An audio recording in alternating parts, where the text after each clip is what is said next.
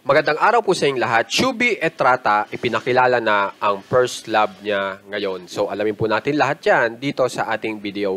Pero bago po tayo magpunta dyan, ay alam naman po natin na si Shuby Etrata ay lagi pong nakakasama ang pangalan niya kay Donnie Pangilinan at saka kay Anthony Constantino. Na yang nga pong dalawang guy na yan ay merong karakteristik na talagang crush na crush ni Shuby Etrata at yung nga po yung umuuso ngayon na tinatawag na TDH, yung Tall, Dark, and Handsome. Kaso nga lang po, itong isa na talagang gustong-gusto niya dati pa ay talagang sinasabi niya pa na smart pa. Di ba po ba? Itong si Donnie Pangilinan.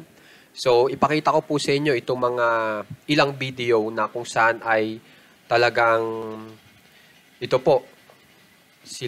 pong video na ito ay sila ay talagang nagkakasayahan. So, dito po muna tayo kay Anthony Constantino kasama si Shuby Etrata. So, panoorin po natin.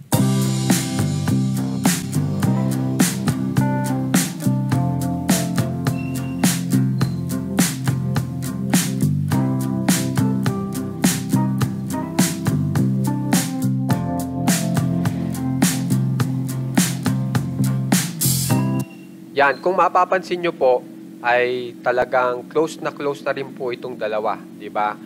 Kung mapapansin nyo, nakakakurot na po si Shuby Etrata kay Anthony Constantino.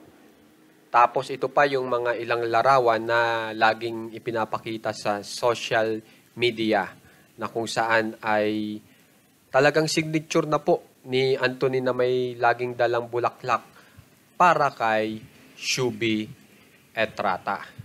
So, ito po, pakita ko po sa inyo. Yan.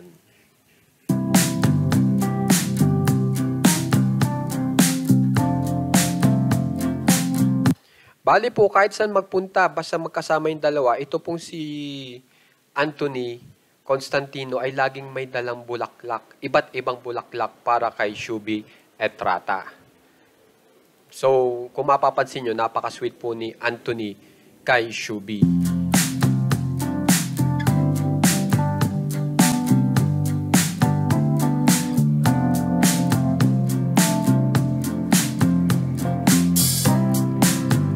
Tapos po, pansinin nyo naman yung kung titingnan nyo, yung page ni Anthony. Tingnan nyo, may bulaklak pa rin. Diba? So, nakakatuwang tingnan. So, ang ibig lang sabihin yan, meron siyang nililigawan.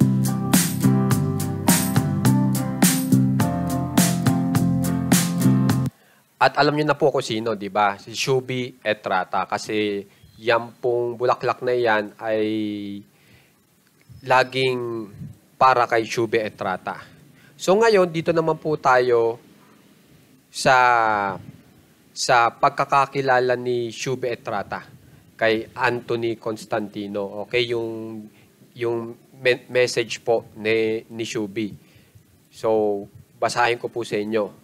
Si Anthony naman, naging crush ko siya sa series ni Esneer. Nakita ko na siya sa FYP ko. Tapos, nirepost ko lang. Tas, siya nag-follow sa lahat ng social media accounts.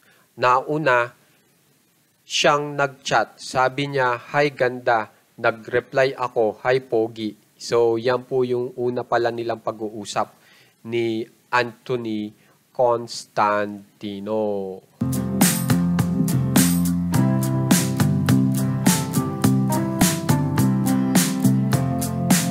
So, kung mapapansin nyo, may kinalaman pala si Esneer tungkol po dito sa pagkakakilala nitong si Anthony Constantino and Shuby Etrata.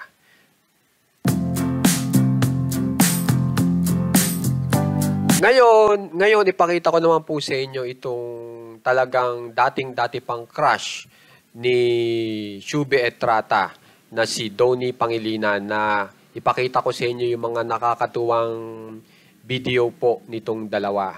So, panoorin po natin.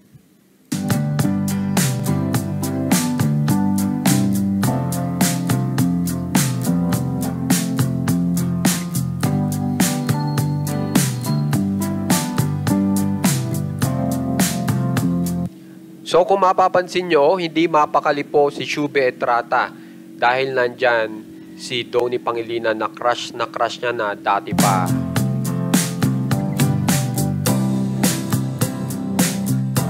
Kung mapapansin nyo, napapansin na rin ni Donnie Pangilinan yung aksyon ni Shubi Etrata sa kanya. Ngayon, ipakita ko pa sa inyo yung iba pang nakakatuwang video nitong dalawa.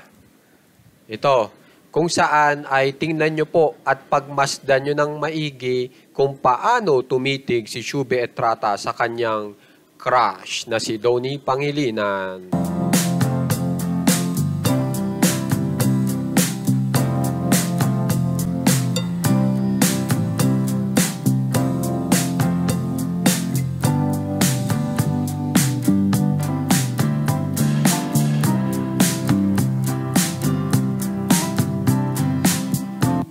Kung mapapansin nyo, may halong kilig ang pagtingin ni Shubi Etrata kay Donnie Pangilinan. Ngayon, dito naman tayo sa isa pa kung saan ay napakaganda pong moment. Kasi talagang napatunayan po ni Donnie Pangilinan na siya ay crush ni Shubi Etrata. Kasi po nagsalita po si Shubi Etrata ng I love you Donnie, at dito nyo makikita ang naging reaksyon ni Donnie pagkatapos masabi ni Shubi Etrata ang love message.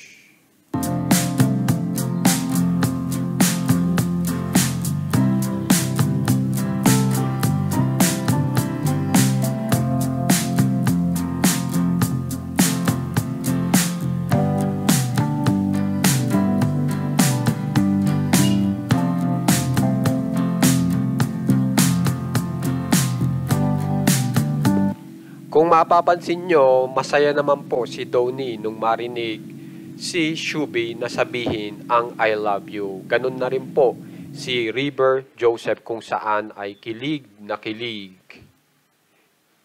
So dito naman po tayo sa pinakahuli kung saan ay ito po talagang hanggang ngayon apektado pa rin si Shubi Etrata.